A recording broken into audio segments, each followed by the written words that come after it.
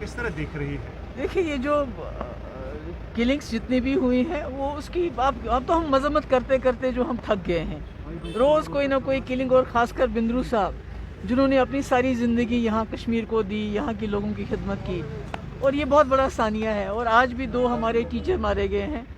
तो मैं समझती हूँ ये जो डबल इंजन सरकार है उसकी सबसे बड़ी नाकामी है, क्योंकि उन्होंने जम्मू कश्मीर में जो पिछले 2.5 साल से यहाँ जो जुल्म ढाए हैं, यहाँ जो सख्त पॉलिसी अपनाई है, सिर्फ हमको ये कहते हैं ये सिक्योरिटी के लिए हम कर रहे हैं और मिलिटेंसी को ख़त्म करने के लिए कर रहे हैं। चाहे वो घर घर में क्रैक डाउन हो, चाहे मारपीट हो लोगों की, चाहे लोगों को नौकरी से निकालना हो, चाहे जर्नलिस्ट को तंग करना हो, चाहे लोगों के जो बिजनेसमैन हैं उनके घर में छापे, सब कहते हैं ये हम कर रहे हैं क्योंकि हम मिलिटेंसी को कंट्रोल कर रहे हैं। मगर at the end of the day कि आप देखिए कि जितने हालात ख़राब हो रहे हैं। अभी आपने खुद कहा कि पिछले 2 दिन के अंदर 5-7 किलिंग्स हो रही हैं, हमारे यहाँ हो गई हैं।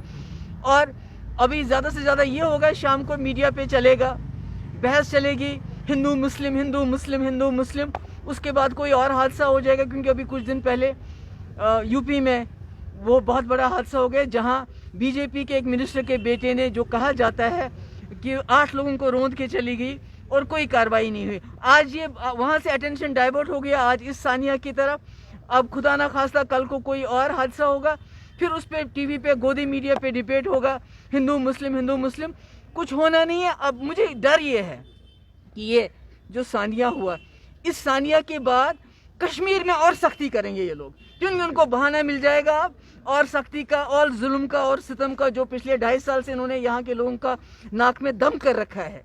जीने नहीं दे रहे हैं, रास्ते पे चलने नहीं दे रहे हैं, तलाशियाँ, छापे, NIA के अलग, ED के अलग, बिजनेस खत्म, JK बैंक को इन्होंने छोड़ा, यहाँ के जर्नलिस्ट उनके नाक पे दम कर रखा है। तो मैं समझती हूँ कि उसमें सख्ती और ज़्यादा होगी, और जो इनकी अपनी नाकामी को छुपाने के